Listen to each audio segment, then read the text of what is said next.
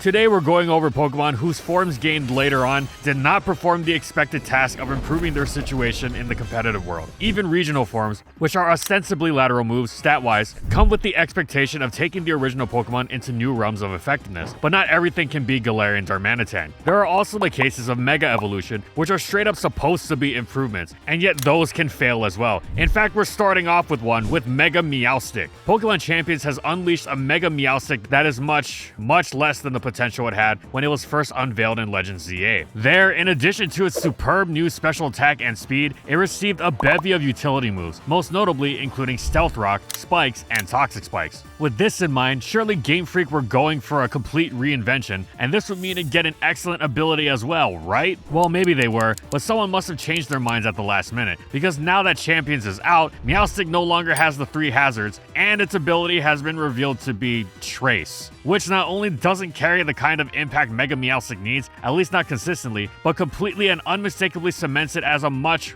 worse Mega Alakazam, which has the same ability. Mega Meowstic is weaker, slower, and doesn't even have the coverage of Focus Blast, poor as its accuracy may be. Okay, so Mega Meowstic is bad. It's still a Mega though. Almost no Mega, even the bad ones, are actually worse than their base form. Well, maybe they're quote-unquote worse insofar as they're not worth using the Mega slot, and thus you don't want to have them on your team at the cost of another Mega Pokemon. But pound for pound, the Mega is still going to be more useful than the base form, even if it's not actually going to be very useful itself. This would seem to hold especially true for Meowstic, which in its base form is largely considered pretty underwhelming even in its support role. What base Meowstic does have though is one of the best abilities in the game, especially in VGC, Prankster. This is what allows it to actually achieve something more concrete than its Mega Form sub-Mega Zam generic special attacking, with priority dual screens and Thunder Wave, as well as the excellent all-around support of Fake Out, which fits such a support set far better than a Mega Evolving attacker. Meowstic still may not be a good Pokemon, as there are far better options for such support, but it's going to tangibly have some sort of positive impact on the battle, far more reliably than its Mega counterpart. In addition to the fact that you don't want to waste your Mega Stone on something so spectacularly outclassed, Game Freaks achieved something really special here. Not only did they give a Mega Evolution to a terrible Pokemon, they somehow made that Mega Evolution worse than its base form, which, well, really boggles the mind, as you would much rather have the Prankster double support of base Meowstic and a better Mega than Mega Meowstic and a better supporter. Now, for a Pokemon whose competing forms aren't in a tragic race to the bottom, we have Galarian Moltres in single. The generation between 4 and 7 were rough for Moltres, what with its tremendous fear of Stealth Rock. It had so much potential that some players tried to reach, most notably its niche on Gen 5 Rain teams, of all things, thanks to the power of its Stab Hurricane and the reliability of Rain Dish Tentacruel's Rapid Spin. But ultimately, it just wasn't worth the effort. Supporting Pokemon that had a standard Stealth Rock weakness was difficult enough. If you were going to go with a quad weakness, it could have the game-ending potential of Volcarona, or be an unstoppable KO machine like Mega Charizard Y. Even Talonflame eventually fell off for not being able to do enough relative to its rock weakness. So despite Moltres' potential, as it was an amazing answer to most Infernape sets in Gen 4, for example, it mostly focused on tearing up the lower tiers, which it did indeed do, but Moltres seemed like exactly the kind of Pokemon that needed a new form, one less mortally terrified of the Sneaky Pebbles, to give it even a semi-reliable niche within standard play. Enter the ferocious Galarian Moltres, which, with its shift over to Dark Flying type, became like the Honchkrow that never was. At base 100 special attack, it didn't seem particularly powerful,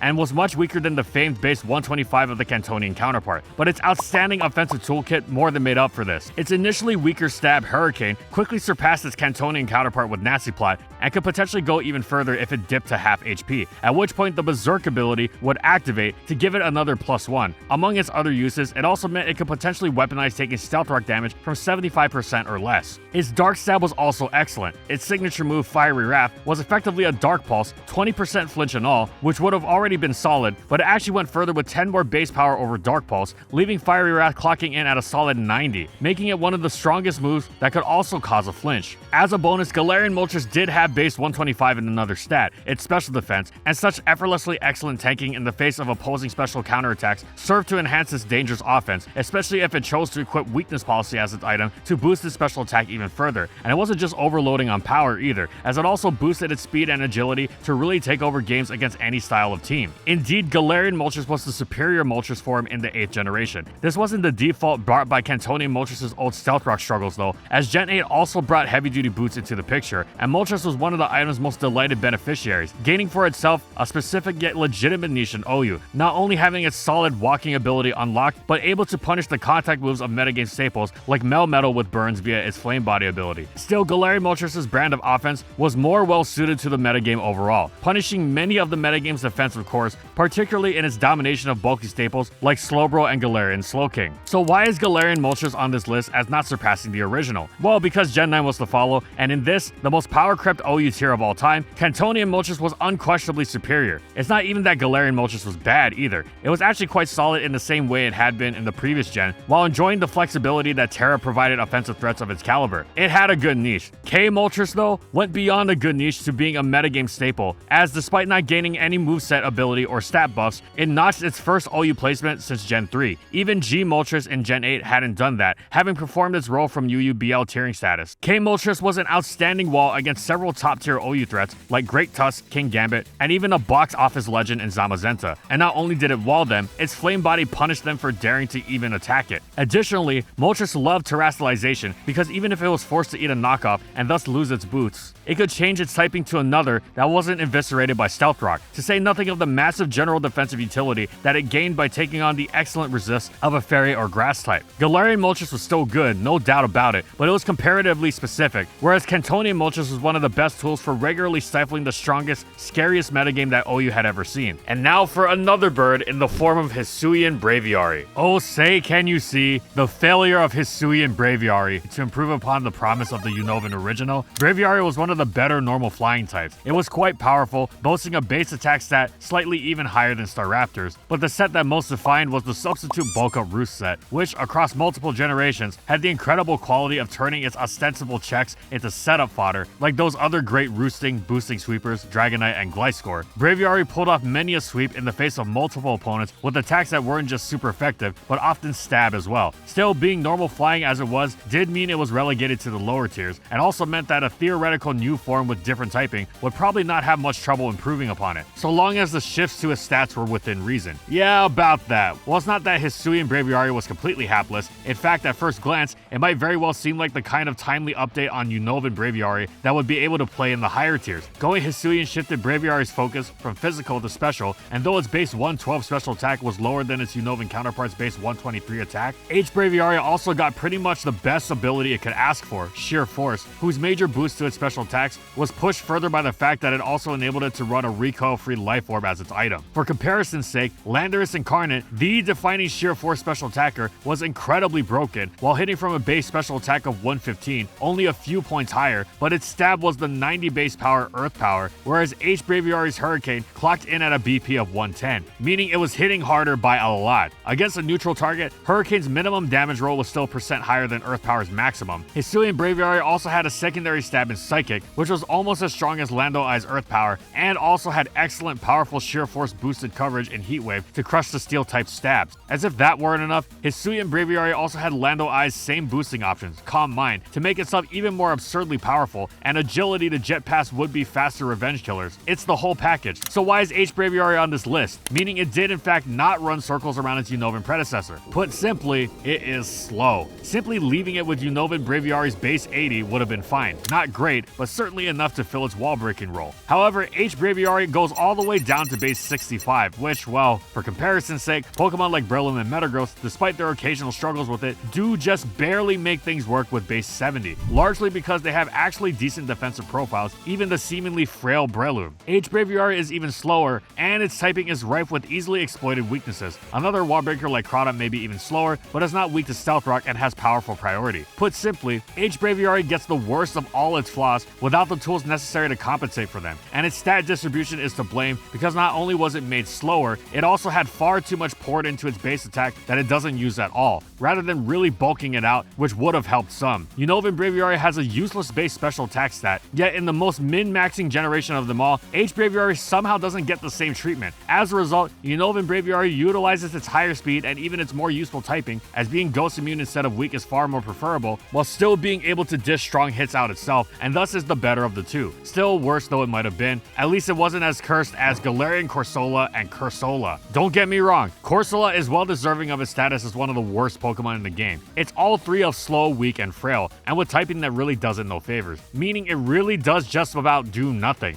But that's exactly what's so astonishing about its Galarian counterparts. You would think there'd be nowhere to go but up for them, yet they somehow managed the miraculous task of being even worse, which is especially egregious considering Corsola doesn't just get a Hisuian form, but that form also gets an evolution. How is this possible? Well, of course, Galarian Corsola is bad, and is basically just Corsola but with mono ghost typing, but that should be better than Water Rock, a terrible type combination famous for plaguing Pokemon like Amistar that have good defensive stats, which are consistently undermined by how ridiculously easy it is to hit them super effectively, a bulky water that can't take hits, in other words. And B, Galarian Corsola, by virtue of having an evolution, could significantly bolster its bulk with Eviolite. Its move pool even had the incredible utility of Will-O-Wisp, and while it lacked reliable recovery, it did have Strength Sap, which replenished its health while further weakening the opponent's attack. Then there was Cursola, which had no physical bulk, but packed titanic special defense and absolutely monstrous special attack, the latter of which was poised to cause some serious destruction as a ghost type in the generation where Pursuit was removed, and it can't be overstated just how incredibly strong it is. Cursola was as strong as Spectrier, who was resoundingly banned for destroying everything with Shadow Ball, while Cursola has some actually useful special attacks supporting its own, like Hydro Pump, Ice Beam, Earth Power, and Giga Drain. There's a lot to like. Yes, Cursola is still an absolutely terrible Pokemon because it's Snorlax and Slow Twin level slow, and it's absurdly frail physically, while its awful HP undercuts its special defense as well. But surely spamming Spec, Shadow Ball, and Ghost offense the generation is going to be more of an accomplishment than any of Jotoni and Cursola's non-walling. Just like Galarian Corsola, while itself the epitome of a slow, passive wall, still seemed like it'd be more impactful than anything Corsola could do. To this, Corsola would say, nice argument. Unfortunately, I am inside your home. I mean, I have the Regenerator ability. It seems ridiculous, but Regenerator is a ridiculously powerful ability for how it allows Pokemon to switch into attacks over and over and over, making even Pokemon that ordinarily wouldn't be too tough to take out without it, like Tangrowth and Tornadus into paragons of longevity. In addition to Regenerator, Corsola has Recover, meaning it has recovery on par with the notoriously durable Slow Twins, also boasting such dual healing methods. This, in conjunction with some of the best utility moves around, like the ever-important Stealth Rock, the burn spreading of Scald, meant that if you had to wring some use out of any of these three, Jotoni and Corsola would be your best bet. And this isn't just a theory either. There was an actual Gen 7 OU tournament game where a top player brought a team with 6 Regenerator Pokemon, which was partially a joke, but also not really because Regenerator was just that good. And yes, Corsola was one of those 6 Pokemon. And not only did the team win, Corsola actually contributed to the win, dominating the opponent's Defog Tornadus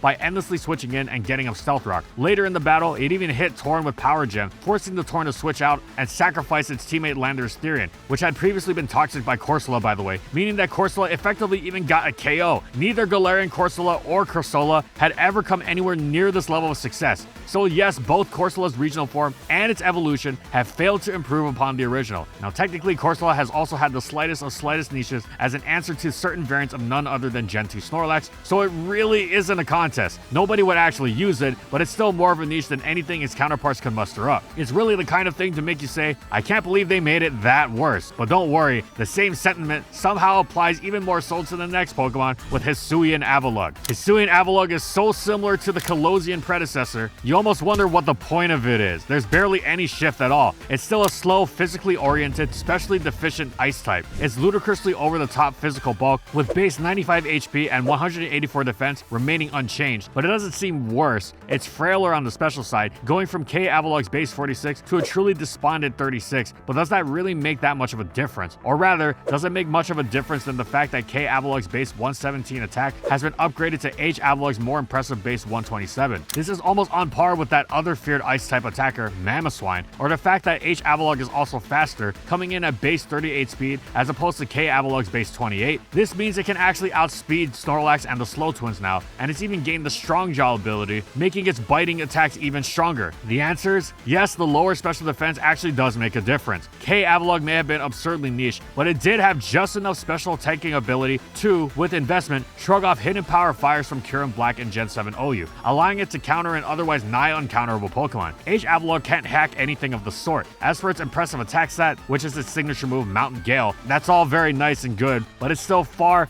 away from anything resembling an even passable speed stat. The extra power of Strong Jaw is completely pointless since H Avalugg doesn't have any reason to run biting moves, as Mountain Gale is stronger than even a boosted Ice Fang, and it has better things to do than non-stab Crunch. That said, none of this actually suggests that it's outright worse than K Avalugg, just that it's not all that better and it could probably go either way. But H Avalugg is in fact the worst of the two, and spectacularly horribly so because of its typing. K-Avalugg may be cursed with being a slow defensive Pokemon with mono ice typing, which is the worst in the game, lacking in resist and redolent with weaknesses, but somehow H-Avalugg upped the ante. Remember how Corsola was an example of rock dragging an otherwise elite defensive type in water so far down that the type combination became outright terrible? Well, what if you did the same thing but with the worst type in the game? That's right, Ice Rock is almost incomprehensibly bad. Being fire neutral is kind of neat for an ice type, but being quadruple weak to fighting and steel is really not. Gaining weaknesses to water and grass is also utterly terrible. The few resistance gains, flying, and poison aren't anywhere near important enough to make up for it. For all of its flaws, K-Avalugg can actually find a lower tier niche much more effectively than its Hisuian follow-up. And now for our final Pokemon on this list, we have a if it ain't broke, don't fix it situation with Mega Garchomp, the original Mega that is worse than its base form. Now, base Garchomp is one of the most competitively successful, important Pokemon of them all in both singles and VGC. So on the one hand, it doesn't seem that strange, but on the other, it's still supposed to be a better, stronger version of the original form, right? How hard is that to mess up? Mega Garchomp certainly is stronger, no doubt about that, but at quite the cost. With other Megas still already great Pokemon, the idea was simple. You want to give it a Mega Evolution, you simply just make more Tyranitar. Stronger, bulkier, faster, same ability and everything. Since Tyranitar is already great, its base form will still be used, preferred even, but nobody can really accuse Mega Tyranitar of being worse. It has opportunity cost, as sometimes Tyranitar wants some other items like the irreplaceable Choice Scarf and things of that nature, but Mega T-Tar is an absolute beast of a Pokemon, and if you are able to fit it on your team, it will do the majority of its base form's tasks but better. This is decidedly not the case with Mega Garchomp, which, forget opportunity cost, most of the time you just straight up don't actually want it. Yes, it's much stronger and much bulkier, and you know, Sand Force is actually an incredibly useful ability given its long-standing partnership with Tyranitar, so it's not even like that change from the base form's rough skin is some sort of downgrade. However, even more than the dual stab, sword stance, and everything else that's great about it, base Garchomp's defining trait since it was running circles around Diamond and Pearl has been its unique, incredibly impactful 102 speed. Mega Chomp, on the other hand, goes down to base 92, a fine speed stat to be sure, especially on something so powerful and bulky, and getting the jump on base 90s is quite good. But when you have an alternate that's still pretty good at dishing out and taking hits, but with a much more impactful speed stat and doesn't take up a Mega slot, it's no competition. Garchomp's base form is far more valuable even before getting into the opportunity cost of the Mega slot. Now, Mega Garchomp isn't actually bad, far from it. On certain teams which don't need other Megas and have the trade-off in speed compensated elsewhere, often meaning sand teams with Tornadus Therian and Sandrush Estradrill, then its ludicrously powerful sand-fueled wall breaking can be very welcome. However fearsome though it may be, it is a specific choice as opposed to its base form, whose excellent on myriad of playstyles make it a staple of the metagame.